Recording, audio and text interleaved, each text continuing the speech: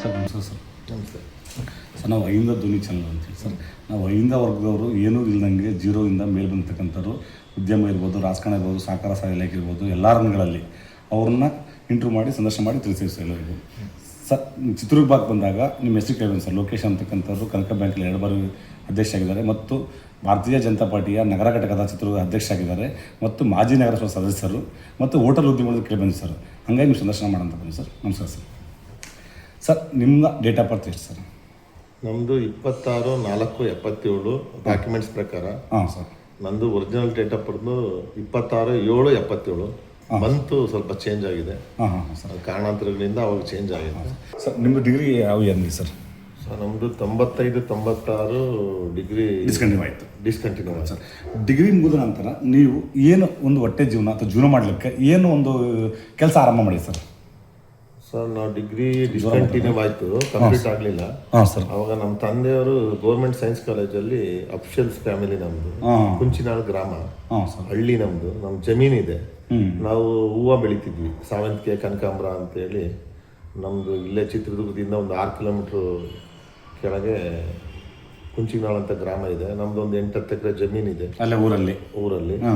ನಮ್ಮ ತಂದೆ ಬಂದು ಅವರು ಅಫಿಷಿಯಲ್ಸ್ ಫ್ಯಾಮಿಲಿ. ಹಾಂ ಸರ್. ಅವರು ಗಣಿ ಮತ್ತು ಭೂವಿಜ್ಞಾನ ಇಲಾಖೆಗೆ ಅಸಿಸ್ಟೆಂಟ್ ಡ್ರಿಲ್ಲರ್ ಕೆ ಹೊನ್ನೂರಪ್ಪ ಅಂತ. ಹಾಂ ಸರ್. ಅವ್ರ ಮಗ ಬಂದು ಎಚ್ ನಾಗರಾಜ್ ಅಂತೇಳಿ ಗೌರ್ಮೆಂಟ್ ಸೈನ್ಸ್ ಕಾಲೇಜಲ್ಲಿ ಡ್ಯೂಟಿ ಮಾಡ್ತಿರ್ತಾರೆ. ಅವ್ರಿಗೆ ಮಕ್ಕಳಾಗಿ ನಾವು ಇಬ್ಬರು, ನನ್ನ ತಮ್ಮ ಜಗದೀಶ್ ಅಂತ, ನಾನು ಲೋಕೇಶ್ ಕುಮಾರ್ ಅಂತ. ನಮ್ಮ ಸಿಸ್ಟರ್ ಒಬ್ಬರಿದ್ರು, ಅವರು ಕೊರೋನಾ ಟೈಮಲ್ಲಿ ತೀರೋಗ್ತಾರೆ. ಆಮೇಲೆ ನಾವು ಹಿಂಗೆ ಬಂದು ಕುಂಚಿನಾಳು ಚಿತ್ರದುರ್ಗ ಏನೋ ಜಾಯಿಂಟ್ ಒಂದು ಏರಿಯಾ ಇದ್ದಂಗೆ. ಅದೇ ಉಪಾಧ್ಯಾಯ ಹೋಟ್ಲಿಂದ ಡೌನ್ ಹೇಳಿದ್ರೆ ನಮ್ಮ ಊರು ಬರುತ್ತೆ. ನಾವು ಆದಷ್ಟು ನಾವು ಜಾಸ್ತಿ ಇಲ್ಲೇ ಹೊಂದಾಣಿಕೆ ಚಿತ್ರದುರ್ಗ ಸಿಟಿನೇ. ಹೌದು. ಹೌದು. ನಮ್ಮ ತಾಯಿ ತವ್ರ ಮನೆ ಬಂದು ಚಿತ್ರದುರ್ಗ, ಇಲ್ಲೇ ಬುರ್ಜಿನಟ್ಟಿ. ನಮ್ಮ ತಂದೆಯವ್ರು ಬಂದ್ರು, ನಾವು ಹಳ್ಳಿಯವರು, ಇಲ್ಲ ಕುಂಚಿನಾಳವರು. ಹಂಗಾಗಿ ನಮಗೆ ಚಿತ್ರದುರ್ಗದ್ದು ಭಾಳ ಟಚ್, ಭಾಳ ಸಂಬಂಧ ಬೆಳೀತು. ಇಲ್ಲೇ ತಾಯಿ ತವ್ರ ಮನೆಯಿಂದ ದುರ್ಗನೇ ಒಂಥರ ದೂರದಂಗೆ ಆಯ್ತಿದ್ದು. ಹೌದೌದು ಸರ್. ಅದೇ ಸರ್, ನೀವು ಡಿಗ್ರಿ ಮುಗಿದ ತಕ್ಷಣ ನೀವು ಏನು ಒಂದು ವ್ಯವಹಾರನ ಆರಂಭ ಮಾಡಿದ್ವಿ, ವ್ಯವಸಾಯ ಮಾಡಿದ್ರಾ? ಇಲ್ಲ ಸರ್, ನಾವು ನಮ್ಮ ತಂದೆಯವ್ರು ಏನ್ ಮಾಡ್ತಾರೆ, ಇವರು ಕೆಟ್ಟೋಗ್ಬಿಡ್ತಾರಂತ ಹೇಳಿ ನನಗೆ DCC ಬ್ಯಾಂಕ್ ಅಲ್ಲಿ ಜಾಬ್ ಕೊಡಿಸ್ತಾರೆ. DCB ಏನು ಯಾವುದು? FDC ಸೆಕೆಂಡ್ ಇಯರ್ ಪಾಸ್ ಆದ್ಮೇಲೆ ಸೆಕೆಂಡ್ ಇಯರ್ ರಿಸಲ್ಟ್ಗಾಗಿ ಜಾಬ್ ಸಿಗುತ್ತೆ ಸರ್. ಅವಾಗ ದಾವಣಗೆರೆ ಷಣ್ಮುಖಪ್ಪ ಅಂತ ಅಧ್ಯಕ್ಷ ಇರ್ತಾರೆ. ನಾನು ಗಂಗಾಧರಜ್ಜ ಅಂತ ಒಬ್ರು ಸಿರ್ಗೆರೆಯಿಂದ ಗಂಗಾಧರಜ್ಜ ಬಹಳ ಸಾರಿ ಅಧ್ಯಕ್ಷ ಆಗಿರ್ತಾರೆ ಅವರು. ಗಂಗಾಧರಜ್ಜ ಅವ್ರ ಕ್ಯಾಂಡಿಡೇಟ್ ಆಗಿ ನಾನು DCC ಬ್ಯಾಂಕ್ ಅಲ್ಲಿ ಕೆಲಸ ಸಿಗುತ್ತೆ. ಅಲ್ಲಿ 2 ವರ್ಷ ಡ್ಯೂಟಿ ಮಾಡ್ತೀನಿ ನಾನು. 2 ವರ್ಷ ಸರ್ಕಾರಿ ನೌಕರಾಗಿ 2 ವರ್ಷ ಕೆಲಸ ಮಾಡ್ತಾರೆ ಜಿಲ್ಲಾ ಸಹಕಾರ ಬ್ಯಾಂಕ್ ಅಲ್ಲಿ. ಹೌದೌದು, 2 ವರ್ಷ ಡ್ಯೂಟಿ ಮಾಡ್ತೀನಿ. ಅವಾಗ ನನಗೆ ಯಾಕೋ ಬಹಳ ಒತ್ತಡ ಅಲ್ಲಿ ಬ್ಯಾಂಕಿಂದು ಅಂತೇಳಿ ನನಗೆ ಬಹಳ ಅಲ್ಲಿ ಯಾಕೋ ಸರಿ ಹೋಗ್ಲಿಲ್ಲ. ನಾನು ಕೆಲಸ ಬಿಟ್ಟು ಬಂದ್ಬಿಡ್ತೀನಿ. ಕೆಲಸ ಬಿಟ್ಟು ಬಂದು ನಮ್ಮ ರಿಲೇಷನ್ಸ್ ಎಲ್ಲ ಪ್ರೈವೇಟ್ ಬಸ್ ಸ್ಟ್ಯಾಂಡ್ ಅಲ್ಲಿ ಏಜೆಂಟ್ ಕೆಲಸ ಎಲ್ಲ ಮಾಡ್ತಿರ್ತಾರೆ. ನಾನು ಅವ್ರ ಜೊತೆಗೆ ಹೋಗಿ, ನಾನು ಬಸ್ಸಲ್ಲಿ ನಾನು ಏಜೆಂಟ್ ಕೆಲಸ ಮಾಡಿ ದುಡಿತಾ ಇರ್ತೀನಿ. ಅಲ್ಲ ಸರ್, ಸರ್ಕಾರಿ ಒಂದು ಕೆಲಸ ಸಿಕ್ಕ ಜನ ಕಾಯ್ತಿದ್ದಾರೆ. ಅಂತ ಸಂದರ್ಭದಲ್ಲಿ ನೀವು ಆ ಸರ್ಕಾರಿ ಕೆಲಸನ ರಿಸೈನ್ ಮಾಡ್ಬೋದಲ್ಲ, ಅಂತ ಒಂದು ಏನೋ ಘಟನೆ ನಡೀತಲ್ಲ ಬ್ಯಾಂಕ್. ನಾವು ಒಂದ್ ಸ್ವಲ್ಪ ಏನೋ ಗೊತ್ತಿಲ್ಲ, ನಾನು ಸ್ವಲ್ಪ ಸಿಟ್ಟಿ, ನಾನು ಏನೋ ಅಂದ್ರು ಅಂತೇಳಿ ಯಾಕ ಮನ್ಸು ಒಪ್ಲಿಲ್ಲ, ಮತ್ತೆ ಹೋಗ್ಲಿಲ್ಲ ನಾನು. ಯಾಕ ನನಗೆ ಇಷ್ಟ ಆಗ್ಲಿಲ್ಲ ಅಲ್ಲಿ. ಅಂದ್ರೆ ಸರ್ಕಾರಿ ನೌಕರಿ ಇಷ್ಟ ಆಗ್ಲಿಲ್ಲ ನಿಮ್ಗೆ, ಮಾಡ್ಬಾರ್ದು ಅಂದ್ರೆ ಅಲ್ಲಿಂದ ಒಂಥರ ಕೇಳಬೇಕು ಹೇಳ್ಬೇಕು ಅನ್ನೋ ಮನೋಭಾವ ಭಾಳ ಇರುತ್ತೆ. ಸಿಸ್ಟಮೆಟಿಕ್ ಇರುತ್ತಲ್ಲ, ಆ ಸಿಸ್ಟಮೆಟಿಕ್ ಹೊಂದಾಣಿಕೆ ಆಗಿಲ್ಲ ನಿಮಗೆ? ಇಲ್ಲ ಸರ್, ಅದು ಅಲ್ಲಿ ಏನಪ್ಪ ಅಂದ್ರೆ ಅದು ಅಂಡರ್ಟೇಕಿಂಗ್ ಗೌರ್ಮೆಂಟ್, ಬಾಡಿ ಸುಪ್ರೀಂ. ಹೌದೌದು. ಸರ್ಕಾರ ಅಪೆಕ್ಸ್ ಬ್ಯಾಂಕ್ ಹೆಡ್ ಇರುತ್ತೆ, ಅದ್ರ ಕೆಳಗೆ DCC ಬ್ಯಾಂಕ್ ಬರುತ್ತೆ. ಕೆಲಸ ಮಾಡುತ್ತಾ. ಅವಾಗ ಏನೋ ಒತ್ತಡದಲ್ಲಿ ನಾನು ಬಿಟ್ಟು ಬಂದ್ಬಿಡ್ತೀನಿ ಕೆಲಸ. ಬಂದು ಬಸ್ ಸ್ಟ್ಯಾಂಡ್ ಜೀವನಕ್ಕೆ ಬರ್ತೀವಿ. ಸ್ಟ್ಯಾಂಡ್ ಏಜೆಂಟ್ ಜೀವನಕ್ಕೆ ಜೊತೆಗೆ ಹೂವು ನಾವು ಹೊಲದಲ್ಲಿ ಹೂವು ಬೆಳಿತಿರ್ತೀವಿ. ಅದ್ರ ಜೊತೆಗೆ ನಾನು ಬಸ್ ಸ್ಟ್ಯಾಂಡ್ ಅಲ್ಲಿ ಏಜೆಂಟ್ ಕೆಲಸ ಮಾಡ್ಕೊಂಡು ನೋಡ್ಕೊಂಡು ಹೋಗ್ತಿರ್ತೀನಿ. ಎಷ್ಟು ವರ್ಷ ಸ್ಟ್ಯಾಂಡ್ ಏಜೆಂಟ್ ಕೆಲಸ ಮಾಡಿದ್ರಿ? ಒಂದು 7-8 ವರ್ಷ ಕೆಲಸ. 7 ವರ್ಷ ನೀವು ಸ್ಟ್ಯಾಂಡ್ ಏಜೆಂಟ್ ಕೆಲಸ ಮಾಡಿದ್ರಿ? ಹೌದೌದು. ಅಂದ್ರೆ private bus soccer bus stand Chitradurga. Sir, 7 ವರ್ಷ ನೀವು ಬಸ್ ಸ್ಟ್ಯಾಂಡ್ ಏಜೆಂಟ್ರಾಗಿ ಮತ್ತೆ ನೀವು ಈ ರಾಜಕಾರಣಕ್ಕೆ ಹೆಂಗೆ ಹೋಗಿದ್ರಿ, ಅಥವಾ ರಾಜಕೀಯಕ್ಕೆ ಹೋಗಿ ಕಾರಣ ಏನು? ಸರ್, ಅದು ಮೊದಲಿಂದ ನನಗೆ ಭಾಳ ರಾಜಕೀಯ ಅಂದರೆ ಭಾಳ ಇಷ್ಟ. ಲೀಡರ್ಶಿಪ್ ಅಂದರೆ ನಮಗೇನೋ ಒಂಥರ ಆ ಥರ ಒಳ್ಳೆ ಜನಗಳಿಗೆ ಒಂದು ನೀವು ಸೇವೆ ಕಾಲೇಜ್ ದಿನಗಳಲ್ಲಿ ಯಾವ್ದಾದ್ರು ಕಾಲೇಜ್ ಒಂದು ಯೂನಿಯನ್ ಜೊತೆ ಗುಡಿಸಿದ್ರ ABVP ಇರ್ಬೋದು, SFI ಇರ್ಬೋದು, AISF ಇರ್ಬೋದು, ಆ ಸ್ಟೂಡೆಂಟ್ ಫೆಡರೇಷನ್ ಅಂತ ಇರ್ತಾವಲ್ಲ ಅದ್ರೊಳಗೆ ಏನು ಕೆಲಸ ಮಾಡಿದ್ರ ಕಾಲೇಜ್? ABP ನಮ್ಮ ಗುರುಗಳಾದ ಸಿದ್ದೇಶ್ ಯಾದವ್ ಅಂತ ಇರ್ತಾರೆ ABP ಅಲ್ಲಿ. ಅವ್ರ ತಂಡದಲ್ಲಿ ಅವರು ನನ್ನ ಗುರುತಿಸಿ ಅವ್ರು ನನ್ನ ಜೊತೆಗೆ ಇಟ್ಕೊಂಡು ಓಡಾಡ್ತಿರ್ತಾರೆ ಅವಾಗ. ನೀವು ಕಾಲೇಜ್ ಡೇಸಲ್ಲಿ ಸಕ್ರಿಯವಾಗಿ ABP ಒಳಗೆ ಮುಗಿಸಿರ್ತೀರಿ ಆಲ್ರೆಡಿ? ಹೌದೌದು, ಗುರುತಿಸ್ಕೊಂತೀವಿ. ಅಂದ್ರೆ ಅವ್ರು ನಮಗೆ ಸೀನಿಯರ್, ನಾವು ಪಕ್ಕದ ಕಾಲೇಜಲ್ಲಿ ಓದ್ತಿರ್ಬೇಕಾದ್ರೆ ಅವ್ರ ಪ್ರೀತಿ ವಿಶ್ವಾಸ ಬೆಳೆಯುತ್ತೆ. ಸಿದ್ದೇಶ್ ಯಾದವ್ ಅವರು, ಅವ್ರ ಪಾಪ ಇವತ್ತು ತೀರೋಗಿದ್ದಾರೆ. ಅವರು ನಾವು ಬಹಳ ವಿಶ್ವಾಸ ಸ್ನೇಹಿತರಲ್ಲ? ಹೌದು, ಸ್ನೇಹಿತರಂದ್ರೆ ನಮ್ಮಿಂದ ದೊಡ್ಡ ಆ ಒಂದು ಸಂಘಟನೆಗೆ ನೀವು ಅಡ್ಜಸ್ಟ್ಮೆಂಟ್ ಆಗಿರ್ತೀರ, ಕಲೆಕ್ಷನ್ ಹೋಗೋದು ಬರೋದು ಮಾಡ್ತಿರ್ತೀರ, ಅವರ ಒಂದು ಇದನ್ನೆಲ್ಲ ವಿಚಾರಗಳನ್ನ ನೀವು ಒಪ್ಪಿರ್ತೀರ. ಹೌದು, ಒಪ್ಕೊಂಡಿರ್ತೀವಿ. ಆ ವಿಚಾರಧಾರೆ ಮುಖಾಂತರ ನೀವು ಮತ್ತೆ ರಾಜಕೀಯ ಪಾದಾರ್ಪಣೆ ಮಾಡ್ತೀರಾ? ರಾಜಕೀಯಕ್ಕೆ ಪಾದಾರ್ಪಣೆ ಅಂದ್ರೆ ಫಸ್ಟ್ ನಾವು ರಾಜಕೀಯಕ್ಕೆ ಪಾದಾರ್ಪಣೆ ಮಾಡಿದ್ರು ಬಿ ಕಾಂತರಾಜ್ ಅಂತ ಹೇಳಿ ನಗರಸಭೆ ಅಧ್ಯಕ್ಷ, ಮಾಜಿ ಅಧ್ಯಕ್ಷರು. ಅವರ ಒಂದು ಪ್ರೀತಿಯಿಂದ ನಾನು ಫಸ್ಟ್ ನಗರಸಭೆ ಚುನಾವಣೆಯಲ್ಲಿ ನಾವು ನಮ್ಮ ಮಿಸ್ಸಸ್ ನ ನಿಲ್ಲಿಸ್ತೀವಿ. ಅಲ್ಲ, ಯಾವ ಪಕ್ಷ? JDS ಇಂದ ನಗರಸಭೆ ಮೆಂಬರ್ ಆಗಿ ನಾವು ಒಳ್ಳೆ ಕಾರ್ಯಗಳನ್ನ ಇಲ್ಲಿ ವಾರ್ಡಲ್ಲಿ ಒಳ್ಳೆ ಹೆಸರು ಮಾಡ್ತೀವಿ. ಹಂಗಾಗಿ ನಮಗೆ ಜನಗಳು ಪ್ರೀತಿ ವಿಶ್ವಾಸ ಬಹಳ ಹೆಚ್ಚಿಂದಾಗುತ್ತೆ. ನೀವು ಸ್ಟ್ಯಾಂಡ್ ಏಜೆಂಟ್ ಇದ್ದಂಗ್ಲೇ ರಾಜಕೀಯಕ್ಕೆ ಗೆಲ್ಲಿಸ್ತೀರಾ ನಿಮ್ಮ ಮನೆಯವ್ರನ್ನ? ಹೌದೌದು, ನೀವು ಪ್ರಜಾ ಸ್ಟ್ಯಾಂಡ್ ನಿಮ್ಮ ಮನೆಯವ್ರನ್ನ ರಾಜಕೀಯಕ್ಕೆ ತರ್ತೀವಿ? JDS ಪಕ್ಷಕ್ಕೆ. ಕಾಂತರಾಜ್ ಅವರ ಅಧ್ಯಕ್ಷ. ಅವಾಗ ನಿಮ್ಮ ಮನೆಯವರು ಅದೇ ಪಕ್ಷದ ಸದಸ್ಯರು. ನೀವು JDS ಇದ್ದವ್ರು BJPಗೆ ಹೋಗ್ತಾರಲ್ಲ, ಏನು ಕಾರಣ? ಏನು ಸ್ವಲ್ಪ ಹಿಂಗೆ ಇರ್ತಾವಲ್ಲ, ಏನಾದ್ರು ಪ್ರಾಬ್ಲಮ್ ಅಂದ್ರೆ ರಾಷ್ಟ್ರೀಯ ಪಕ್ಷ ಆಕರ್ಷಣೆ ಆಯ್ತಾ ಅಥವಾ ಆ ಒಂದು ರಾಷ್ಟ್ರೀಯ? ಇಲ್ಲ, ಅದು ಯಾಕಂದ್ರೆ ನಮ್ಮ GST ಪರಡಿ ಸರ್ ಅವ್ರ ಪ್ರೀತಿ ವಿಶ್ವಾಸ ಶಾಸಕರುತ್ತೆ. ಅವ್ರು ಎಷ್ಟೋ ಜನನ ಅವ್ರ ಗಡಿಯಲ್ಲಿ, ಈಗ ನಮ್ ಕಾಂತರಾಜ್ ಸರ್ ಅಂತ ಹೇಳಿದ್ವಲ್ಲ, ಅವ್ರ ಶಿಷ್ಯರಾಗೆ ಫಸ್ಟ್ ಚಿತ್ರದುರ್ಗದಲ್ಲಿ ಇಂಕವಾಗಿದ್ದು. ಶ್ರೀರಾಮಣ್ಣ ಅಂತೇಳಿ ನಮ್ಮ ತಾಯಿ ಅಕ್ಕನ ಮಗ, ಅವರುನು ಅವ್ರ ಗಡಿಯಲ್ಲೇ ಬೆಳೆದಿದ್ದು, ನಾನು ಅವ್ರ ಗಡಿಯಲ್ಲೇ ಬೆಳೆದು ನನ್ನ ಇವತ್ತು ಸಿಟಿ ಇನ್ಸ್ಟಿಟ್ಯೂಟ್ ಕ್ಲಬ್ ಅಲ್ಲಿ ಡೈರೆಕ್ಟರ್ ಎಲೆಕ್ಷನ್ ಅಲ್ಲಿ ಗೆಲ್ಲಕ್ಕೆ ಮುಖ್ಯ ಕಾರಣ ನಮ್ಮ GST ಪರಡಿ ಸಾಹೇಬ್ರು. ಆಮೇಲೆ ನನಗೆ ಬಿಜೆಪಿ ನಗರ ಮಂಡಲ ಅಧ್ಯಕ್ಷ ಮಾಡಿದ್ದು ನಮ್ಮ ಸಾಹೇಬ್ರು ಆಶೀರ್ವಾದದಿಂದನೇ ನಾನು ಇಲ್ಲಿ ಬಿಜೆಪಿ ನಗರ ಅಧ್ಯಕ್ಷರನ್ನ ಅವರೇ ನನ್ನ ಒಂದು ಗುರುತು ಮಾಡಿ ಒಂದು ಚೆನ್ನಾಗಿ ಒಂದು ಸಂಘ ಕಟ್ಟಿ, ನನ್ನೊಂದು ರಾಯಲ್ ಸ್ಪೋರ್ಟ್ಸ್ ಕ್ಲಬ್ ಅಕಾಡೆಮಿ ಅಂತ ಇದೆ.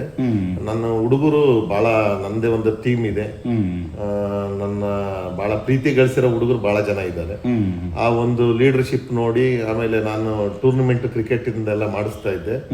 ನಮ್ಮ ಗುರುಗಳಾದ GST ಪರಡಿ ಸಾರೇ ಉದ್ಘಾಟನೆ ಮಾಡಿದ್ರು. ಹಂಗಾಗಿ ನಾನ್ ಬೇಡ ಅಂದ್ರೂ ನನಗೆ ಇಷ್ಟ ಇದ್ದಿದ್ದಿಲ್ಲ ನಾನು ನಗರ ಮಂಡಲ ಅಧ್ಯಕ್ಷ ಆಗೋದು. ಅವ್ರು ಒತ್ತಡಕ್ಕೆ ಮಾಡಿದ್ದು, ಇಲ್ಲ ನೀನು ಆಗ್ಲೇಬೇಕು ಅಂತೇಳಿ ನಮ್ಮ ಗುರುಗಳ ಆಶೀರ್ವಾದದಿಂದ ನಾನು ನಮ್ಮ ನಗರ ಮಂಡಲ ಅಧ್ಯಕ್ಷ ಮಾಡಿದ್ರು. ಈಗ ಚೆನ್ನಾಗೇ ನಡೆಸ್ತಿದ್ಯಾ ಅಂತ ಅವರು ಇಷ್ಟಪಟ್ಟು ಹೇಳಿ ಮುಂದುವರಿಸ್ತಿದ್ದಾರೆ. ಅಂದ್ರೆ ನೀವು ಯಾವ ಇಯರ್ ಆದ ನಗರ ಅಧ್ಯಕ್ಷ ಭಾರತೀಯ ಜನತಾ ನಗರ ಮಂಡಲ ಅಧ್ಯಕ್ಷ ಆಗಿ ನಾನೊಂದು 6 ತಿಂಗಳಾಯ್ತಾ ನಮ್ಮ ರೀಸೆಂಟ್ ಆಗಿದೆ.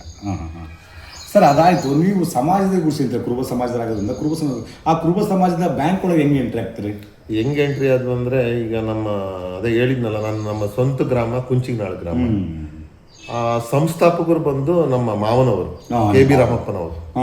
ಅವರು ನಮ್ಮ ತಂದೆ ಇದಾರಲ್ಲ, ತಂದೆಯರ ತಾಯಿ ತಮ್ಮ ನಮ್ಮ ಮಾವರವರು. ಅವರು 2000ನೇ ಇಸ್ವಿಯಲ್ಲಿ ಸ್ಥಾಪನೆ ಮಾಡ್ತಾರೆ ಬ್ಯಾಂಕ್ ನ. ಅವರು ಆಡಳಿತ ಅವರೇ, ನಮ್ಮ ಅವರೇ ಅಧ್ಯಕ್ಷ ಆಗಿರ್ತಾರೆ. ಆಮೇಲೆ D ಮಲ್ಲಿಕಾರ್ಜುನ್ ಅಂತ ಕುರುಬ ಪ್ರಭಾವಿಯಾಗಿ ಅವರು ನಗರಸಭೆ ಸದಸ್ಯರಾಗಿ, D ಮಲ್ಲಿಕಾರ್ಜುನ್ ಪೊಲೀಸ್ ಮಲ್ಲಿ ಅಂತ ಅವರು ಅಧ್ಯಕ್ಷ ಆಗ್ತಾರೆ ಕನಕ ಕೋಆಪರೇಟಿವ್ ಬ್ಯಾಂಕಿಗೆ. ಅವರು ಕಾರಣಾಂತರಗಳಿಂದ ಏನೋ ಆರೋಗ್ಯದಿಂದ ಮರಣ ಹೊಂದಿದಾಗ ನಮ್ಮ ಮಾವರು ಏನ್ ಮಾಡ್ತಾರೆ, ಅದಕ್ಕೆ ಸೂಕ್ತವಾದ ವ್ಯಕ್ತಿ ಇನ್ಮೇಲೆ ನೀನೇ ಅಪ್ಪ ಅಂತೇಳಿ ನಮ್ಮ ಮಾವರು ನನಗೆ ಅಧ್ಯಕ್ಷ ಮಾಡ್ತಾರೆ. ಅಧ್ಯಕ್ಷ ಮಾಡಿದ್ಮೇಲೆ ನನ್ನ ಆಡಳಿತ 2 ವರ್ಷ ಚೆನ್ನಾಗಿ ನಡೆಸ್ತೀನಿ ಬ್ಯಾಂಕ್ನ ಅಂತ ಅವರು ನೋಡ್ತಾರೆ. ಅವಾಗ ಇವನು ಇಲ್ಲ ಚೆನ್ನಾಗಿ ನಡೆಸ್ತಾನೆ ಅಂತೇಳಿ ನನಗೆ 2ನೇ ಬಾರಿ ಮತ್ತೆ ಎಲ್ಲ ಇದು ಇನಾಮಿನೇಸ್ ಅಂದ್ರೆ ನನಗೆ ಅವಿರೋಧ ಹಾಕಿ ನಿರ್ದೇಶಕರಾಗ್ತೀವಿ ಎಲ್ಲರೂ. ಆಮೇಲೆ ಅಧ್ಯಕ್ಷನಾಗಿ ಲೊಕೇಶನ್ ಮಾಡಿದ್ರೆ ಒಳ್ಳೇದಂತೇಳಿ ಮತ್ತೆ ನಾನು ಅಧ್ಯಕ್ಷನಾಗಿ ಈಗ ಮೊನ್ನೆನೋ ನಾವು ಅಧಿಕಾರ ತಗೊಂಡ್ವಿ. ಈಗ 5 ವರ್ಷ ಇನ್ ಮುಂದೆ ನಾನೇ ಅಧ್ಯಕ್ಷನಾಗಿ ಮುಂದುವರಿಯಕ್ಕೆ ನಮಗೆ ಇದು ಮಾಡ್ಕೊಟ್ಟಿಲ್ಲ. ಎಷ್ಟು ಶೇರ್ ಇದಾವಲ್ಲಿ ಸುಮಾರು 1000-1200 ಶೇರ್ ಇದಾವೆ ಸರ್. ಒಂದು ಬ್ಯಾಂಕಿಂದ ಜನಗಳಿಗೆ ಸಾರ್ವಜನಿಕರಿಗೆ ಏನೇನು ಬೆನಿಫಿಟ್ ಕೊಡ್ತೀವಿ ನೀವು ನಿಮ್ಮ ಬ್ಯಾಂಕಿಂದ? ಬೆನಿಫಿಟ್ ಅಂದರೆ ಈಗ ಸಣ್ಣ ವ್ಯಾಪಾರಸ್ಥರು ಅವರಿಗೆ ಚಿಕ್ಕದಾಗೆ 30,000ದಿಂದ ಲಕ್ಷ, ಸ್ವಲ್ಪ ಆರ್ಥಿಕವಾಗಿ ಚೆನ್ನಾಗಿರೋಗೆ 1.5 ಲಕ್ಷ 2 ಲಕ್ಷದವರೆಗೂ ಲೋನ್ ಮಾಡ್ತೀವಿ. ಕ್ಲೀನಾಗಿ ಕಟ್ಕೊಂಡು ಈಗ ಡೈರೆಕ್ಟ್ರುಗಳು ಅವರು ಹೇಳಿ ನಮ್ಮ ಕ್ಯಾಂಡಿಡೇಟ್ ಅಪ್ಪ ಅಂತೇಳಿ ಅವರು ಕೊಡಿಸ್ತಾರೆ. ನಾನು ನನ್ನ ಅಧ್ಯಕ್ಷ ಆದಮೇಲೆ ನನ್ನ ಕ್ಯಾಂಡಿಡೇಟ್ಗಳು ಯಾರನ್ನ ಇದ್ರೆ ಶೇರ್ಗಳು ಹಾಕ್ಸಿ ಅವ್ನು ಇನ್ನಲ್ಲೇ ಗೊತ್ತಿರುತ್ತೆ. ಯಾಕೆ ಸುಮಾರು ಚಿತ್ರದುರ್ಗ ನಮಗೆ ಅವಿಭಾವ್ಯ ಎಲ್ಲ ಇಲ್ಲಿ ಎಲ್ಲ ಗೊತ್ತಿದೆಯಲ್ಲ, ಎಲ್ಲದು ನಮಗೆ ಗೊತ್ತಿರುತ್ತೆ ಯಾವ ವ್ಯಕ್ತಿ ಹೆಂಗೆ ಅಂತ. ಅಂತರವೇ ಶೇರ್ ಹಾಕ್ಸ್ಕೊಂಡಿದ್ವಿ. ಒಳ್ಳೆ ಇವ್ನು ಚೆನ್ನಾಗೆ ಕಟ್ತಾನೆ, ಟರ್ನ್ ಓವರ್ ಮಾಡ್ತಾನೆ ಅಂತ. ಈಗ ಬ್ಯಾಂಕ್ ಚೆನ್ನಾಗಿ ನಡ್ಕೊಂಡು ಹೋಗ್ತಾ ಇದೆ. ಈಗ ಪಿಗ್ಮಿ ಸ್ಟಾರ್ಟ್ ಮಾಡಿದ್ವಿ, ಡಿಪಾಸಿಟ್ಗಳು ಇಟ್ಟಿದ್ವಿ, ಚೆನ್ನಾಗಿ ನಡೀತಾ ಇದೆ. ಎಷ್ಟು ಕೋಟಿ ವಾರ ಮಾಡ್ತಾರೆ ಬ್ಯಾಂಕಲ್ಲಿ ಒಂದು ವರ್ಷಕ್ಕೆ ಅಂದಾಜು? ಇಲ್ಲ ಸರ್, ಕೋಟಿ ಅಂತ ಏನಿಲ್ಲ, ಒಂದು 85-90 ಲಕ್ಷ ರೂಪಾಯಿ ಟರ್ನ್ ಓವರು. ಈಗ ಡಿಪಾಸಿಟ್ ಯಾಕಂದ್ರೆ ಅದು ಸ್ವಲ್ಪ ಪ್ರಾಬ್ಲಮ್ ಆಗಿ ಅವರು ಕೆಲವರು ಅಧ್ಯಕ್ಷ ಆದಾಗ ಪ್ರಾಬ್ಲಮ್ ಮಾಡಿದ್ರು. ಈಗ ನಾನು ಅಧ್ಯಕ್ಷ ವಹಿಸ್ಕೊಂಡ್ಮೇಲೆ ನನ್ನ ಪ್ರೀತಿಗೆ ಬಹಳ ಜನ ಡಿಪಾಸಿಟ್ ಅದು ಇದು ಮಾಡ್ಕೊಂಡು ಚೆನ್ನಾಗಿ ನಡೀತಾ ಇದೆ. ಈಗ 1.5 ಕೋಟಿ ಟರ್ನ್ ಓವರ್ ಇಲ್ಲಿ ಫರ್ ಇಯರ್. ಸರ್, ನೀವು ಅದಾದ ನಂತರ 2 ಸರಿ ಕರ್ನಾಟಕ ಬ್ಯಾಂಕ್ ಅಧ್ಯಕ್ಷ ಹಾಕಿರ, ಭಾರತೀಯ ಜನತಾ ಪಾರ್ಟಿ ನಗರ ಘಟಕನ ಅಧ್ಯಕ್ಷ ಹಾಕಿರ, ಮತ್ತು ಅದ್ರ ಜೊತೆ ನೀವು ಉದ್ಯಮ ಏನಾರು ಮಾಡ್ತಾರೆ? ಬೇರೆ ಉದ್ಯಮ? ನಂದು ಹೋಟೆಲ್ ಉದ್ಯಮ ಸರ್. ನೀವು ಏಜೆಂಟ್ರಾಗಿರ್ತೀರಾ ಮತ್ತು ನಗರ ಸದಸ್ಯರ ಮನೆಯವರು. ಆ ಹೋಟೆಲ್ ಉದ್ಯಮಕ್ಕೆ ಹೆಂಗೆ ಸಿಲಿತ, ಅದು ಯಾಕೆ ಹೋದ್ರಿ ಆ ಬಿಸ್ನೆಸ್ಗೆ? ಸರ್, ನನಗೆ ಅಡುಗೆ ಮೇಲೆ ಒಂದು ಮೊದಲಿಂದನೂ ನಮ್ಮ ತಾಯಿ ನನ್ನ ತಂದೆ ಇದ್ದಾಗಳಿಂದನೂ ಅಡುಗೆ ಮೇಲೆ ಮಾಡೋದು ಅದು ಭಾಳ ಒಂದು ಕಲೆ ಇತ್ತು. ಅದು ಏನೋ ಹೋಟ್ಲಿಗೆ ಹೆಚ್ಚು ಎಳ್ಕೊಂಡು ಹೋಯ್ತದು. ಹಂಗಾಗಿ ನಾನು ಕೆಲವು ಹೋಟೆಲ್ಗಳೆಲ್ಲ ಇಲ್ಲಿ ದೊಡ್ಡ ಹೋಟೆಲ್ಗಳೆಲ್ಲ ನಾನೇ ಬಾಡಿಗೆ ತಗೊಂಡು ಮಾಡಿದೆ. ಇಲ್ಲಿ ಬಿಗ್ ಬಾಸ್ ಅಂತ ಹೇಳಿ ಫಸ್ಟ್ ಮಾಡಿದೆ, ಅದು ಕಾಂತರಾಜಣ್ಣವರು. ಆಮೇಲೆ ಅಲ್ಲಿ ಕಾರಣಾಂತರಗಳಿಂದ ನಾನು ಹೊರಗೆ ಬರ್ಬೇಕಾಯ್ತು. ಅಲ್ಲಿಂದ ನಿಮ್ಮ ವರ್ಷ ಏಜೆನ್ಸಿ ರಾಜು ಸರ್ದು ಓಜಾಸ್ ಅಂತ ಮಾಡಿದೆ. ಅಲ್ಲಿ ನಾನು ಅಲ್ಲಿ ಹೋಟೆಲ್ ಅಂದ ತಕ್ಷಣ ಸಪ್ಲೈರ್ ಬೇಕಾಗತ್ತೆ, ಅಡಿಗೆ ವಾಟರ್ ಬೇಕಾಗತ್ತೆ, ಕ್ಯಾಶಿಯರ್ ಬೇಕಾಗತ್ತೆ. ಆ ಕೆಲವೊಂದು ಸಂದರ್ಭದಲ್ಲಿ ಅವ್ರು ಬರ್ಲಿಂದಾಗ ಹೋಟೆಲ್ ಕುಂಠಿತ ಆಗುತ್ತೆ ಬಿಸ್ನೆಸ್. ಅದನ್ನೆಲ್ಲ ನೀವು ಹೆಂಗೆ ಮ್ಯಾನೇಜ್ ಮಾಡ್ತಿದ್ರಿ? ಸರ್, ನನಗೆ ಭಟ್ರು ಇಲ್ಲದ್ರು ನಾನು ಮಾಡೋ ಕೆಪಾಸಿಟಿ ಇದೆ. ಸಪ್ಲೈ ನೀವು ಸಪ್ಲೈ ಮಾಡ್ಬೋದು? ನಾನೇ ಸಪ್ಲೈ ಮಾಡಿದ್ದೀನಿ. ಈಗ ಹೆಂಗಾಯ್ತಂದ್ರೆ ರಾಜಕಾರಣ ಅಂದ್ರೆ ಸ್ವಲ್ಪ ಬೆಟ್ಟೆ ಬೆಳಿಗ್ಗೆ ಗತ್ತು ಗಮ್ಮತ್ತು ಇರುತ್ತೆ. ಆ ಥರ ಇದ್ದಾಗ ನೀವು ಯಾಕಪ್ಪ ಅನ್ನೋ ಅನುಭವ ಭಾಳ ಜನಕ್ಕೆ ಬರುತ್ತೆ. ಅದನ್ನೆಲ್ಲ ತಪ್ಪು ಹೋಟ್ಲಿಗೆ ಹೋದ ತಕ್ಷಣ ಬಿಟ್ಬಿಡ್ತಾರೆ ಅದನ್ನೆಲ್ಲ ರಾಜಕಾರಣ ಬಿಟ್ಟು. ನಾನು ಯಾವ ಥರ ವ್ಯಕ್ತಿ ಅಂದರೆ ಸರ್, ನಮ್ಮ ಜನಗಳಿಗೆ ಗೊತ್ತು, ಇಲ್ಲಿ ನಮ್ಮ ಏರಿಯಾ ಜನಗಳಿಗೆ ಗೊತ್ತು. ನಾನು ಬೆಳಿಗ್ಗೆ ಕಸ್ಪರ್ಕೆ ಬೇಕಾದ್ರೆ ಇಟ್ಕೊಂತೀನಿ. ಇಲ್ಲಿ ಹಿಂದೂ ಗಣಪತಿ ಅಂತ ಆಗ್ತಿದೆ, ಗೊತ್ತಿರ್ಬೇಕು. ಆ ಗಣಪತಿದು ಪ್ರತಿ ವರ್ಷ ನಾನೇ ಕಸ ಹೊಡೆಯೋದು. ಅಲ್ಲಿ ದೇವಸ್ಥಾನ ನನ್ನೊಂದು ರಾಯಲ್ ಸ್ಪೋರ್ಟ್ಸ್ ಕ್ಲಬ್ ಅಕಾಡೆಮಿ ಅಂತ ಇದೆ, ನಾನೇ ಅಧ್ಯಕ್ಷ ಅದಕ್ಕೆ.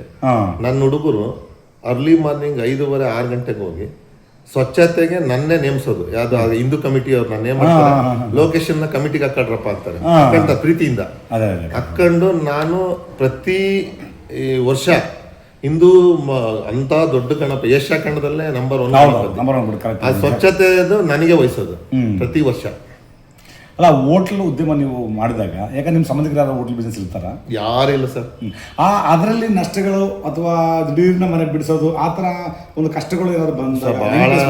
ಹೋಟೆಲ್ ಉದ್ಯಮದಲ್ಲಿ ಬಹಳ ನೊಂದಿರೋ ಜೀವ ಅಂದ್ರೆ ಇಲ್ಲಿ ಚಿತ್ರದುರ್ಗದಲ್ಲಿ ಯಾರಾದ್ರೂ ಇದ್ರೆ ಲೋಕೇಶ್ ಅಂತಾನೆ ಹೇಳ್ತಾರೆ. ಏನು ಆ ನೊಂದಿರೋ ಘಟನೆಗಳು ಸರ್? ಏನಿಲ್ಲ ಅಂದ್ರೆ ಓನರ್ಗಳು ಈಗ ದೊಡ್ಡ ನಾವು ಹೋಟೆಲ್ ನಮ್ಮ ಸ್ವಂತ ಬಿಲ್ಡಿಂಗ್ ಇದ್ದಿದ್ದಿಲ್ಲ, ಬಾಡಿಗೆ ಬಿಲ್ಡಿಂಗ್. ನಾನೇ ಮಾಡಿದ್ರೆ ಜಾಗ ಬೇಕಾಗಿತ್ತು, ಕೇಳ್ಕೊಂತೀನಿ, ಚೆನ್ನಾಗಿ ಇಂಪ್ರೂವ್ ಆದಕ್ಕೆ ನನಗೆ ಬಿಡಿಸಿ ಹೊರಗೆ ಕಳಿಸ್ಬಿಡೋರು. ನೀವು ಇನ್ವೆಸ್ಟ್ಮೆಂಟ್ ಮಾಡ್ತಾರ, ಆಕರ್ಷಣೆ ಮಾಡ್ತಾರ, ಸ್ಟ್ಯಾಂಡಿಂಗ್ ಆಗತ್ತೆ, ಬಿಡಿಸ್ಬಿಡೋರು. ಅವ್ರು ದಿಢೀರ್ನ ಬಿಡಿಸಿ ಹೆಂಗ್ ಮಾಡ್ತಾರ ಅಂದ್ರೆ ಪಾಪ, ಯಾಕಂದ್ರೆ ಅಲ್ಲಿ ನಿಮ್ಮ ಸಪ್ಲೈ ಸ್ಟಾಫ್ ನೋಡ್ಕೊಬೇಕು, ಕುಟುಂಬ, ಮತ್ತೆ ಹೆಂಗ್ ಮಾಡ್ತಾರ ಅವಾಗ? ಸರ್, ಭಾಳ ನೋವು ಮಾಡ್ಕೊಂಡು ಕಣ್ಣೀರ್ ಹಾಕೊಂಡು ಹೊರಗೆ ಬಂದಿದ್ದೀನಿ ನಾನು. ಕಣ್ಣೀರ್ ಹಾಕೊಂಡು ಹೊರಗೆ ಬಂದಿದ್ದೀನಿ. ಆಮೇಲೆ ಹಿಂಗೆ 2ನೇ ಹೋಟ್ಲು ಪಾಪ ಒಳ್ಳೆ ಓನರ್ ಇದ್ರು. ಅದೇನಾಯ್ತು, ರಸ್ತೆ ರೋಡ್ ಕಟ್ ಆಗ್ಬಿಡ್ತು ಸರ್. ಅದು ರಿಂಗ್ ರೋಡ್ ಆಗಿ ಆ ಕಡೆ ಅದೇ ಓಜಾಸ್ ಅಂತ. ಆಮೇಲೆ 3ನೇ ಹೋಟ್ಲು ಇಲ್ಲಿ ಎಂಪರರ್ ಅಂತ ಹೇಳಿ ಡಾಕ್ಟರ್ ಹೋಟ್ಲು ಮಾಡ್ತೀನಿ. ಅದನ್ನು ನನ್ನ ದುರದೃಷ್ಟ, ಅದನ್ನು ರೋಡ್ ಕಟ್ ಆಗ್ಬಿಡುತ್ತೆ. ಆಮೇಲೆ ಕೊನೆಗೆ ಹಿಂಗೆ ಆದಾಗ ಅಂತೇಳಿ ಯೋಚನೆ ಮಾಡಿ ಕುತ್ಕೊಂಡಾಗ ನನಗೆ ನನ್ನ ಕುಟುಂಬದ ಧೈರ್ಯ ತುಂಬ್ತಾರೆ. ಏನಾದರೂ ಮಾಡಿ ನೀನು ಯಾಕಪ್ಪ ಚಿಂತೆ ಮಾಡ್ತೀಯ, ಹೋಟ್ಲಿಲ್ಲ ಅಂದ್ರೆ ಏನಾದರೂ ಮಾಡೋಣ ಬಾ, ಕುಂಚಿನಾಳಿಗೆ ಹೋಗಿ ಹೊಲ್ದಾಗೆ ಹೂವು ಬೆಳೆಯೋಣ, ಮತ್ತೆ ಯಾಕೆ ನೀನು ಚಿಂತೆ ಮಾಡ್ತೀಯ ಅಂತಾರೆ. ನಾನು ಹೋಟ್ಲು ಉದ್ಯಮ ಬಿಡೋದಿಲ್ಲ, ನನಗೆ ಅದೇನೋ ಹುಚ್ಚು. ಆಮೇಲೆ ನಾನೇ ಸ್ವಂತ ಜಾಗ ತಗೊಂಡು 2 ಎಕರೆ ಸ್ವಂತ ಹೋಟೆಲ್ ಕಟ್ತೀನಿ. ಹ್ಮ್ ಇವತ್ತು ನಮಸ್ತೆ ದುರ್ಗ ಅಂತ ಒಳ್ಳೆ ಪ್ರಸಿದ್ಧವಾದ ಹೋಟ್ಲ್ ಹೆಸರಾಗಿದೆ. ಹ್ಮ್ ಈ ತರ ನಾನು ಹೋಟ್ಲು ಬಿಡ್ಲಿಲ್ಲ. ಅಂದ್ರೆ ನಿಮಗೆ ವೈಫಲ್ಯಗಳೇ ಕಾರಣ ಆಯ್ತು ಸ್ಟ್ಯಾಂಡಿಂಗ್ ಹೋಟ್ಲಲ್ಲಿ. ಹೌದೌದು ವೈಫಲ್ಯ ಆದಷ್ಟು ಬಿಡಲಿಲ್ಲ ಒಂದು. ಇಲ್ಲ ಬಿಡಿ ಸರ್, ನೀವೊಬ್ಬ ಸಾಮಾನ್ಯ ಕುಂಚಿನಾಡ ಗ್ರಾಮದಿಂದ ಬಂದಿರತಕ್ಕಂಥ ವ್ಯಕ್ತಿ, ಚಿತ್ರದುರ್ಗ ಅಂತ ದೊಡ್ಡ ನಗರದಲ್ಲಿ ಒಂದು ರಾಜಕೀಯ ಒಂದು ಬಸ್ ಏಜೆಂಟರಾಗಿ ರಾಜಕಾರಣ ಪದಾರ್ಥ ಮಾಡುವಂಥ ನಗರಸಭೆ ಸದಸ್ಯರಾಗ್ತೀರಾ, ಒಂದು ಯೂನಿಯನ್ ಕನಕ ಪ್ರೆಸಿಡೆಂಟ್ ಆಗ್ತೀರಾ. ಆ ದಿನಗಳಲ್ಲಿ, ಆ ಕಷ್ಟದ ದಿನಗಳಲ್ಲಿ ಹೋಟ್ಲು ಬಿಡಿಸಿದಾಗ ನಿಮ್ಮನ್ನ ಯಾರಾದ್ರು ನಿಮ್ಮ ಸಂಬಂಧಿಕರು ಅಥವಾ ಬೇರೆ ಬೇರೆಯವರು ಏನಾದ್ರು ಹೋಟ್ಲು ಬಿಡಿಸ್ಬಿಟ್ರೆ ಜೀವನ ಮುಗೀತು, ಏನು ಆಗಲ್ಲ ಅಂತ ಅನ್ನೋದು ಬಹಳ ಜನ ಅಂದಿದ್ದಾರೆ, ಆಳ್ಸಿದ್ದಾರೆ, ನೋಡಿ ನಕ್ಕಿದ್ದಾರೆ. ಮುಗೀತು ಕತೆ, ಮುಗೀತು. ಆ ಟೈಮಲ್ಲೇ ನಾವು ನಮ್ಮ ತಿಪ್ಪರೆಡ್ಡಿ ಸಾಹೇಬ್ರ ಹತ್ರ ಹೋಗಿ ನನ್ನ ಕಷ್ಟನೆಲ್ಲ ಹೇಳ್ಕೊಂತೀನಿ. ಅವರು ನನಗೆ ಧೈರ್ಯ ತುಂಬಿ ನನಗೆ ರಾಜಕೀಯದಲ್ಲಿ ಮುಂದೆ ತಂದು ಈ ರೀತಿ ನಾನು ಬೆಳೆಸಿದ್ದಾರೆ. ಅಂದ್ರೆ ನಿಮಗೆ ಕಷ್ಟದ ದಿನಗಳಲ್ಲಿ ತಿಪ್ಪರೆಡ್ಡಿ ಅವರು ಸಹಕಾರ ಮಾಡಿದ್ದಾರೆ, ಬಿಟ್ಕೊಟ್ಟಿಲ್ಲ ಸರ್, ಬಿಟ್ಕೊಟ್ಟಿಲ್ಲ. ಅವರೇ ನಾನು ಕಾಪಾಡಿದ್ದೆ. ಇವತ್ತು ನನ್ನ ಹೋಟೆಲ್ ಉದ್ಯಮದಲ್ಲಿ ಸ್ವಲ್ಪ ತೊಂದರೆ ಆದ್ರೂ ಇವತ್ತು ನನಗೆ ಅವ್ರು ಕಾಪಾಡಿರೋದು ಅವರೇ. ಅಲ್ಲ, ಆ ಒಂದು ನೀವು ಒಬ್ಬ ದಿಢೀರ್ನ ಒಬ್ರಿಗೆ ಹೇಳ್ದೆ ಕೇಳಿದ್ರೆ ಬಿಡಿಸ್ಬಿಡ್ತಾರೆ ಹೋಟ್ಲು, ಹೌದ್ರ? ಒಂದು ದುಡಿಮೆನೂ ಇರಲ್ಲ, ಈ ಕಡೆ ಫ್ಯಾಮಿಲಿನೂ ಕಾಪಾಡೋಕೆ ಕಷ್ಟ ಆಗುತ್ತೆ. ಆ ಸಂದರ್ಭಗಳಂದು ಆ ಜನಗಳು ಅನ್ನೋ ಮಾತು ಏನು ಕೈಲಿ ಏನಾಗಲ್ಲ, ಮುಗೀತು ಲೋಕೇಶ್ ಕತೆ ಅಂದಾಗ ಆ ಒಂದು ನೋವು, ಆ ಫೇಲ್ಯೂರ್ ದಿನಗಳನ್ನು ನೀವು ಮತ್ತೆ ಭರವಸೆ ನಾಯಕಾಗಿ ಹೊರಹೋಗ್ಬೇಕು ಯಾವ ಥರ ತೊಗೊಂಡ್ರೆ ಅದನ್ನ? ಯಾವ ಥರ ತಗೊಂಡ್ರೆ ಸರ್, ನನಗೆ ನಂಬಿಕೆ ಇತ್ತು ಸರ್. ನನ್ನ ಟೇಸ್ಟು, ರುಚಿ, ನಾನು ಹೈಜೆನಿಕ್ ಆರ್ಗಾನಿಕ್ ಆಗಿ ಮಾಡಿ ಭಾಳ ಫೇಮಸ್ ಆದನು. ನನ್ನ ಹೋಟೆಲಲ್ಲಿ ಅಂದರೆ ನಾವು ಯಾವುದೇ ರೀತಿ ಇದುವರೆಗೂ ನಾವು ಫುಡ್ ಕಲರು, ಟೇಸ್ಟಿಂಗ್ ಪೌಡರು ಏನು ಹಾಕ್ತಂಗೆ ನ್ಯಾಚುರಲ್ ಹೋಟ್ಲು ಮಾಡಿ ನನಗೆ ಬಹಳ ಪ್ರಸಿದ್ಧವಾದ ಹೆಸರು ಬಂತು. ನಾನು ಅದೇ ರೀತಿನೇ ಮುಂದುವರ್ಸ್ಕೊಂಡು ಹೋಗಿ ನಾನು ಕ್ಲಿಕ್ ಆಗಿ ಜನಗಳು ಪ್ರೀತಿ ಗಳಿಸ್ತೆ. ಈಗಲೂ ನ್ಯಾಚುರಲ್ ಮಾಡೋದು, ಈಗಲೂ ನ್ಯಾಚುರಲ್, ಬೇರೆ ಏನೂ ಹಾಕಲ್ಲ, ಏನಾಕಲ್ಲ ಸರ್. ಇವತ್ತು ಹೋಗಿ ಟೆಸ್ಟ್ ಮಾಡ್ರಿ, ನಾವು ಅದೇ ರೀತಿ ನ್ಯಾಚುರಲ್. ನಿಮ್ಮ ಹೋಟ್ಲಲ್ಲಿ ಎಷ್ಟು ಜನ ಸ್ಟಾಫ್ ಕೆಲಸ ಮಾಡ್ತಾರೆ ಸರ್? 22 ಜನ ಇದ್ರು ಸರ್. ಈಗಲೂ 22 ಜನ ಇದ್ದಾರೆ ಸರ್. ಈಗ 1-2 ಜನ, 4 ಜನ, ಒಂದು 20 ಜನ ಕೆಲಸ ಕೊಟ್ಟಿರೋ ಒಟ್ಟು? ಇಲ್ಲ ಸರ್, ಈಗ ಏನಾಗಿದೆ ಅಂದ್ರೆ ನಾವು ಕಾನಮಸ್ಟಳ್ಳಿರೋ ಒಬ್ರು ನಮ್ಮ ಸ್ನೇಹಿತರಿಗೆ ಅದನ್ನ ನಾನು ಈಗ ರೆಂಟಿಗೆ ಕೊಟ್ಟಿದ್ರಿ. ಯಾಕಂದ್ರೆ ನಾನು ರಾಜಕೀಯ ಒತ್ತಡ ಜಾಸ್ತಿ ಆಗಿದೆ. ಈಗ ನಮ್ದು ಸಾಹೇಬ್ರು ಈಗ ನನ್ನ ಅಧ್ಯಕ್ಷ ಮಾಡಿದ್ರು ನಗರ, ಆಮೇಲೆ ಬ್ಯಾಂಕಿಗೂ ಅಧ್ಯಕ್ಷ, ಹಂಗಾಗಿ ನಮ್ದೇ ಸ್ವಂತ ಜಾಗ ಅಲ್ಲ, ನಾನೇ ರೆಂಟಿಗೆ ಕೊಟ್ಟಿದ್ದೀನಿ. ನಮಗೆ ತಿಂಗಳ ಬಾಡಿಗೆ ಕೊಡ್ತಾರೆ, ನಮ್ಮ ಹುಡುಗ ನಡ್ಸ್ಕೊಂಡು ಹೋಗ್ತಾನೆ. ಅವನಿಗೆ ನಾನು ರೂಲ್ಸ್ ಎಲ್ಲ ಹೇಳಿ ನನ್ನ ತರನೇ ನಡೆಸೋ ಹೆಸರು ಮಾಡ್ಬೇಕಪ್ಪ ಅಂತ ಹೇಳಿ ಕಂಡೀಷನ್ ಆಗಿ ಕೊಟ್ಟಿದ್ದೀನಿ. ಈಗ ಪೊಲಿಟಿಕಲ್ ಮತ್ತೆ ಇದು ಬ್ಯಾಂಕು ಇದು ವ್ಯವಹಾರನೆಲ್ಲ. ಹೌದು ಸರ್, ಹೌದು ಸರ್. ನೀವು ಒಬ್ಬ ತಲೆಮಾರದ ಒಂದು ಕುಂಚಿನ ಗ್ರಾಮದ ಬಂದು ಒಂದು ಬಸ್ ಏಜೆಂಟರಾಗಿ ಒಂದು ಈ ಘಟ್ಟಕ್ಕೆ ಬರ್ತಿರಲ್ಲ, ಆ ಬಂದ ದಿನಗಳಲ್ಲಿ ಒಂದು ಇದ್ರ ದಿನಗಳಲ್ಲಿ ಆ ಕಷ್ಟದ ದಿನಗಳನ್ನು ಯಾವಾಗ ನೆನೆಸ್ಕೊಂಡು ಹತ್ತದುಂಟು ಸರ್? ಭಾಳ ಸತಿ ಒಂದು ಹೊತ್ನಾಗ 60 ಎದ್ದು ಕೂತ್ಕೊಂಡು ಹತ್ತಿದ್ದೀನಿ ಸರ್. ಇಡೀ ಏನು ಅಂದರೆ ಯಾರಿಗಾಗಲಿ ಸಂಬಂಧಿಕರು ಸಹಾಯ ಮಾಡಬೇಕು, ನಾವು ಅವ್ರಿಗೆ ಸಹಾಯ ಮಾಡಬೇಕು, ಅದೆಲ್ಲರೂ ಅರ್ಥ ಮಾಡ್ಕೊಂಡ್ರೆ ಒಳ್ಳೇದು. ನಾವು ಯಾರೇ ಸಂಬಂಧಿಕರು ನೋವು ಪಡಲಿ, ನಾನು ಸಹಾಯ ಮಾಡ್ತೀನಿ. ನಂದು ಗುಣ ಅದು. ನಮ್ಮ ಸ್ನೇಹಿತರು ಯಾರೇ ಕಷ್ಟ ಇರಲಿ ನಾನು ಸಹಾಯ ಮಾಡ್ತೀನಿ, ಆದರೆ ನನಗೆ ಯಾರು ಮಾಡಲಿಲ್ಲ. ಅದೇ ನಾವು ನೀವು ವ್ಯವಹಾರ ಅಂದ ತಕ್ಷಣ ಹೂವಿನ ಹಾಸಿಗೆ ಎಲ್ಲ ಮುಳ್ಳಿನ ಹಾಸಿಗೆ ಅಂತಾರೆ. ನಿಮ್ಮ ಜೀವನದಾಗೆಲ್ಲ ಅದು ಏನಾಯ್ತು? ಹೂವಿನ ಹಾಸಿಗೆ ಆಯ್ತು, ಮುಳ್ಳಿನ ಹಾಸಿಗೆ ಆಯ್ತು ಸರ್? ವ್ಯವಹಾರ ಇಲ್ಲ ಸರ್, ಮುಳ್ಳಿನ ಹಾಸಿಗೆನೆ. ಬಟ್ ನನಗೆ ಎಲ್ಲವೂ ಹೂವಿನ ಹಾಸಿಗೆನೆ ಆಯ್ತು. ಬಟ್ ನನ್ನ ಗ್ರಾಚಾರ ಏನೋ ಇಂಪ್ರೂವ್ ಆದಕ್ಕೆ ಕೆಲವ್ರು ಬಿಡಿಸಿದ್ರು, ಹಿಂಗ್ ರಸ್ತೆ ಕಟ್ಟಾಯ್ತು, ಏನೇನೋ ಆಗಿತ್ತು. ಒಟ್ಟು ಹೆಂಗ ಜೀವನ ಮಾಡ್ಕೊಂಡು ನನಗೆ 3 ಜನ ಗಂಡು ಮಕ್ಕಳು, ನನ್ನ ತಾಯಿ, ನನ್ನ ತಮ್ಮರು ಕುಂಚಿನಾಳಲ್ಲಿದ್ದಾರೆ. ಹಿಂಗೆ ಜೀವನ ಮಾಡ್ಕೊಂಡು ಬರ್ತಾ ಇದ್ದೀವಿ ಸರ್. ನಿನ್ನ ಕಷ್ಟದ ದಿನಗಳಲ್ಲಿ, ಸುಖ ದಿನಗಳಲ್ಲಿ ನಿಮ್ಮ ಕುಟುಂಬ ಹೆಂಗೆ ಬೆನ್ನೆಲುಬು ಸರ್? ಚೆನ್ನಾಗಿ ನಿಂತ್ಕೊಂಡು ಸರ್. ನನ್ನ ಮಕ್ಕಳಾಗ್ಲಿ ಧೈರ್ಯ ಕೊಟ್ಟರು, ನನ್ನ ಹೆಂಡತಿ ಧೈರ್ಯ ಕೊಟ್ಟರು, ಎಲ್ಲರೂ ಧೈರ್ಯ. ಕೆಲವು ಸ್ನೇಹಿತರು, ನನ್ನ ಕೆಲವಾದ ಹಿತೈಷಿಗಳು ಇದ್ದಾರೆ, ಅವ್ರು ನನಗೆ ಧೈರ್ಯ ಕೊಟ್ಟಿದ್ದಾರೆ. ಸರ್, ಕೆಲ ಯುವಕರು ಈಗ ಸಣ್ಣದೇನೋ ಮಾಡ್ತಾರೆ, ನಿಮ್ಮಂಗೆ ಡಿಗ್ರಿ ಓದಿ ಮುಗಿದ ತಕ್ಷಣ ಏನೋ ಒಂದು ಮಾಡ್ಕೊಡೋ, ಸಣ್ಣ ಪುಟ್ಟದ ಫೇಲ್ ಆಗ್ಬಿಡುತ್ತೆ.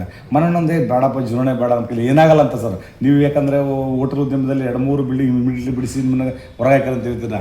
ಆ ಒಂದು ಇದ್ರೂ ನೀವು ಮತ್ತೆ ಕಷ್ಟಪಟ್ಟು ಮೇಲೆ ಬಂದು ಒಂದು ಹಂತಕ್ಕೆ ಬಂದು ಒಂದು ಇದಾಗಿ ಸಾಧಕರಾಗಿ ನಿಂತಿದ್ದಾರೆ ಭವಿಷ್ಯದಲ್ಲಿ.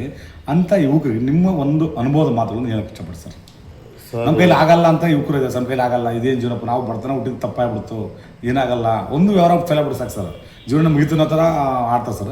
ಅಂತ ಯುವಕರು ನೀವು ಒಬ್ಬ ಸಾಧಕರಾಗಿ ನಿಮ್ಮ ಅನುಭವಗಳನ್ನು ಅವ್ರಿಗೆ ಪ್ರೇರಕರಾಗಿ ಹೇಳಕ್ಕೆ ಇಷ್ಟಪಡ್ತಾರೆ ಅವರಿಗೆ ಸರ್ ಆ ಥರ ಯಾವತ್ತೂ ಮನ್ಸಿಗೆ ನೋವಿದ್ದೇ ಇರುತ್ತೆ. ನಾವು ಹತ್ಕಂತ ಹೊರಗೆ ಬಂದಿದ್ವಿ, ಕಣ್ಣೀರಕ್ಕಂತ ಜೀವನ ಮಾಡಿದ್ವಿ.